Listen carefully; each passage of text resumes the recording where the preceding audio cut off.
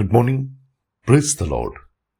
Blessing for Nation મિનિસ્ટ્રીથી હું આપનો ભાઈ સેમ ક્રિશ્ચન.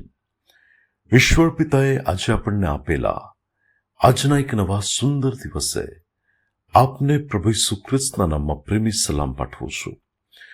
આજે આપણે ઈશ્વરના અદ્ભુત અને ખાતરીદાયક વચન પરથી મનન કરીશું. પવિત્ર શાસ્ત્ર બાઇબલમાં યોહાનની સુવાર્તા તેનો 15મો અધ્યાય અને તેની 5મી કલમ કહે છે, હું તો દ્રાક્ષાવેલો છું ને તમે ડાળીઓ છો. જે મારામાં રહે છે અને હું તેનામાં, તે જ ઘણા ફળ આપે છે, કેમ કે મારાથી નિરાળા રહીને તમે કંઈ કરી શકતા નથી. ખ્રિસ્તમાં મારા વાલા ભાઈઓ અને બહેનો, પ્રભુ ઈચ્છે છે કે આપણું જીવન એક ફળવંત જીવન બને. કારણ કે બાઇબલ આપણને એવું કહે છે કે તમે ઘણા બધા ફળ આપો, એમાં મારા પિતાને મહિમા મળે છે. અને જે ડાળી ફળ નથી આપી રહી, તો બાઇબલ આપણને એવું પણ કહે છે કે એ ડાળીને ફેંકી દેવામાં આવે છે અને અગ્નિની અંદર તેને નાખી દેવામાં આવે છે.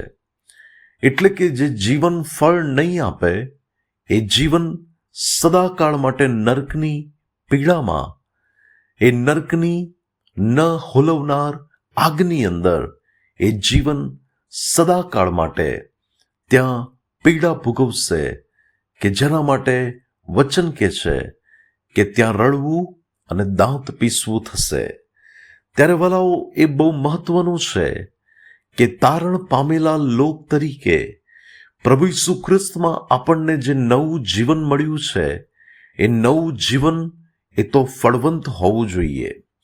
અને એ ફળવંત ત્યારે બની શકે કે જ્યારે આપણે આપણા પ્રભુની સાથે બનેલા રહીએ, ઈસુ ખ્રિસ્તની અંદર રહીએ, અને ત્યારે જ આપણે ઘણા ફળ આપી શકીએ છીએ. ઘણા જીવનો એ તો વિશ્વાસી જીવનોમાં જન્મ લે છે, પરંતુ એ પરિવારના બધા લોકો સ્વર્ગમાં જશે એની કોઈ ખાતરી નથી. કારણ કે ઘણા લોકો પ્રભુ પ્રભુ કહે છે, પરંતુ તેમના જીવનો એવા નથી હોતા કે જેનાથી આપણા ઈશ્વર પિતાને મહિમા મળે. પ્રભુ તો પોતે પવિત્ર પરમેશ્વર છે, અને જો તે આપણામાં રહે તો એ ત્યારે જ રહી શકે કે જ્યારે આપણા જીવનો પ્રભુને પસંદ પડે તેવા હોય. જે જીવનો વ્યસનોમાં હોય, જે જીવનો દારૂની લતમાં હોય, જે જીવનો વ્યભિચારના પાપમાં હોય, ત્યારે એવા જીવનોમાં ઈસુ કેવી રીતે રહી શકે? કારણ કે તો પવિત્ર પ્રભુ છે. અને જ્યારે તેઓ આ જગતમાં હતા, ત્યારે તેમણે પોતે કહ્યું કે આ જગતનું મારામાં કશું જ નથી.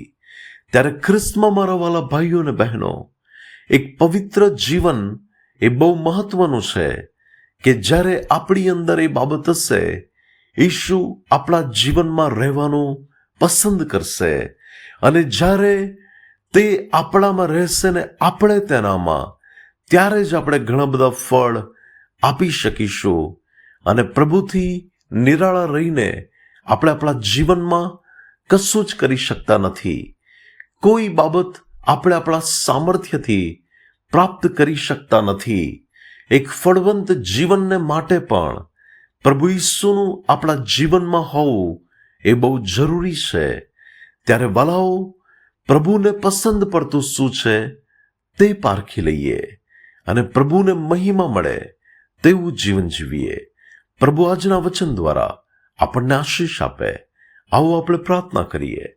સ્વર્ગમાંના મારા પ્રેમાળ પિતા, તમે આપેલા આજના એક નવા સુંદર દિવસને માટે તમારો આભાર માનીએ છીએ. પિતા પરમેશ્વર, મારી પ્રાર્થના છે કે આ પૃથ્વી પરનું જે અમારી પાસે જીવન છે, એ જીવન અમે ફળવંત જીવન જીવી શકીએ તેવી તમે અમારા પર કૃપા થવા દો. પિતા પરમેશ્વર, અમે પ્રાર્થના કરીએ છીએ કે પ્રભુ, અમે તમારામાં બનેલા રહીએ અને તમે અમારામાં બનેલા રહો, એવું પવિત્ર અને તમને મહિમા મળે તેવું જીવન જીવવા માટે તમે અમને સહાય કરો. યેસુ ખ્રિસ્તના નામમાં માંગીએ છીએ. Amen. May God bless you. Have a blessed day. શાલોમ.